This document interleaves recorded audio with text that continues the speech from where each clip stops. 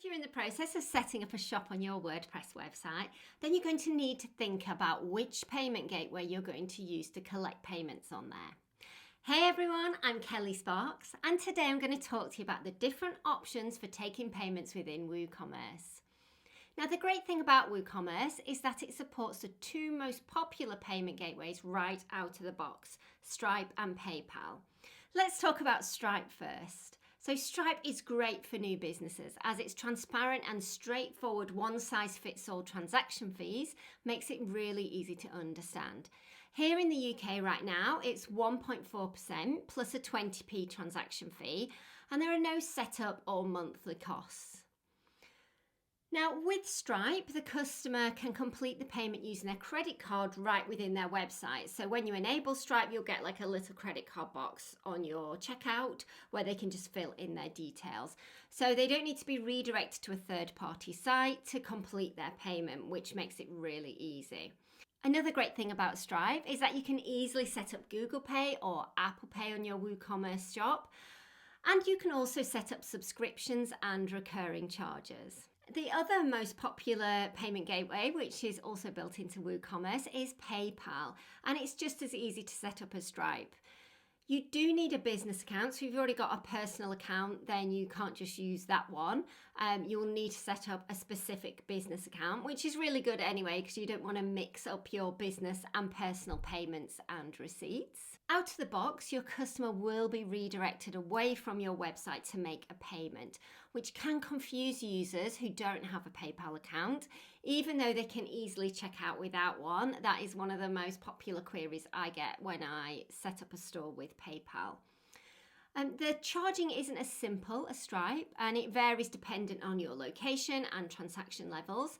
But as a guide, it's 2.9% and 30 cents, which works out, I think, about 22 pence. But you're best taking a look at the pricing page to get your head around this and see exactly how much it's going to cost you in your area. PayPal also offers both subscription and recurring payments, but an additional benefit is that it offers credit. So if you want to offer credit on your website, then PayPal will sort all of that out for you. The major downside is that you can't add Apple Pay and Google Pay with PayPal. So if you need that, then I recommend Stripe. The third easy option within WooCommerce is WooCommerce Payments, which is basically Stripe in a WooCommerce wrapper.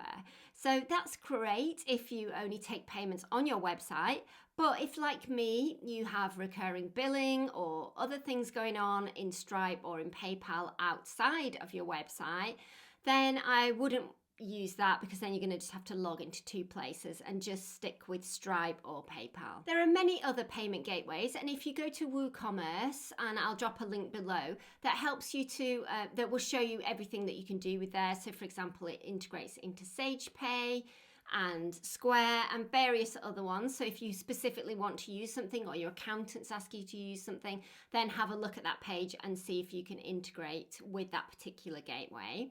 But the ones that I've mentioned in this video today are the simplest to set up and are integrated with WooCommerce right out of the box. And they also have so many features. To sum up, Stripe has the lowest fees and can allow both Apple Pay and Google Pay on your website.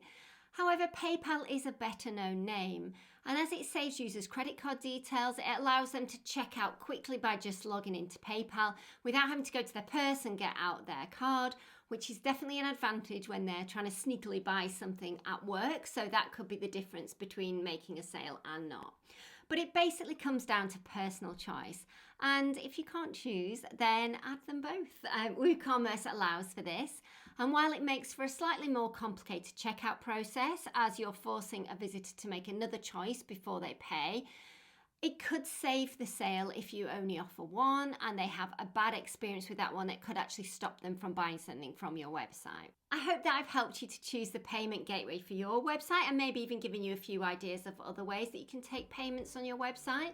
Let me know which one you're going to go for in the comments below. Thank you so much for watching. If you enjoyed this video, then please don't forget to like and subscribe so that you don't miss any of my future videos, and I will see you again soon.